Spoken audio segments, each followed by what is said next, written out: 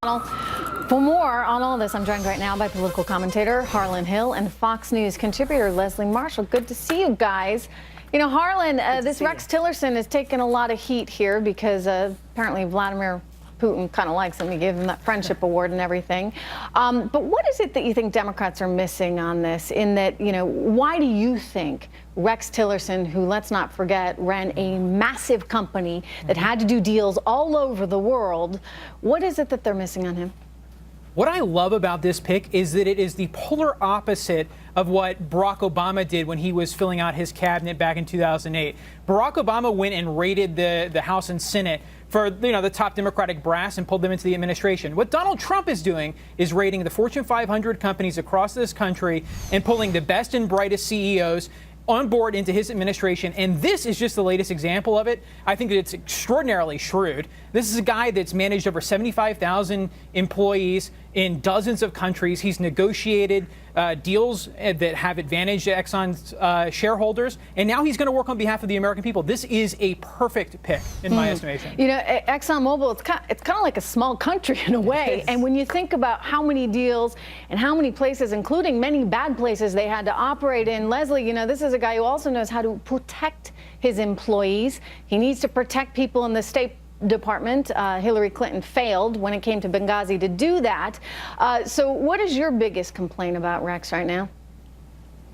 Well, I have a number of complaints. First of all, this is the position of Secretary of State. This man has zero political experience. He has zero diplomatic experience. And one so you could don't argue think, you know, he is against sanctions. Doing business in Yemen, doing business in Russia gives you any kind of diplomatic experience? I mean, if you want to get a deal done in any of these places, you kind of got to know who to talk to, right? And you kind of got to be able to, you know, make nice to a certain extent in a diplomatic way.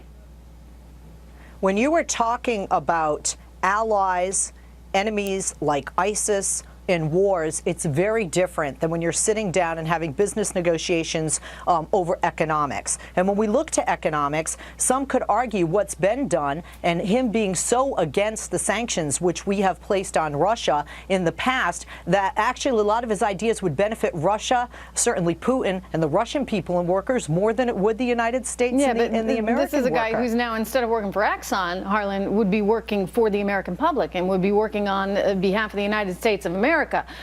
So his goals would be different than, say, if he were trying to increase profitability for shareholders. Yeah, absolutely. I mean, his interest when he was running Exxon was to get them into as many markets as they possibly could, both selling and extracting oil. And so for him to, you know, oppose sanctions on Russia makes perfect sense if he's the CEO of Exxon.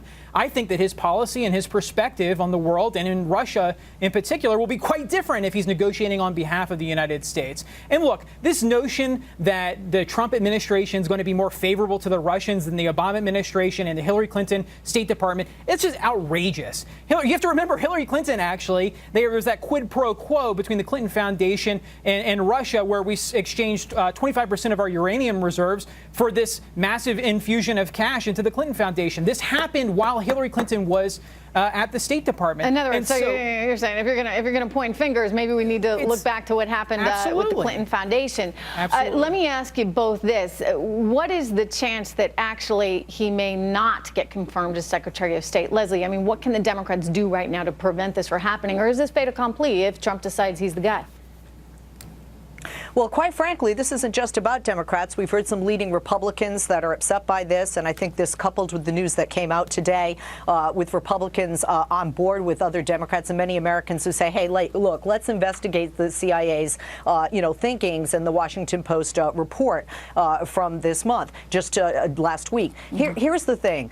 Right now, what I see historically Democrats and Republicans do is, as I feel, they kind of roll over for their party. So I honestly think he's going to get the 51 votes. But if Republicans truly feel that this is going to be a conflict of interest or a really roundabout quid pro quo that's going to benefit Putin, in a sense, more than our own country, then I hope that they stand up and do the right thing for the constituents and the country. But you think it's probably going to happen. I think you're probably right. Yep. I think it's going to go through. And the one thing I'd say about it, Harlan, is you know, this is a guy, any way you slice it, is clearly a very bright man.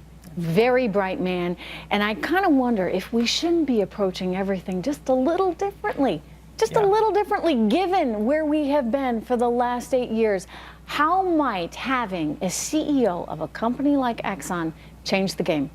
Yeah, absolutely. I think we need to quit with these purity tests to make sure that, any sort of nominee is ideologically pure. And I think Democrats have fallen victim to that. And I think the Republicans have in the past as well. I mean, I would be concerned if Rubio, Graham and John McCain were to oppose him. They would just take those three. If those three were to fold, this nomination wouldn't go through. And so it's very tight.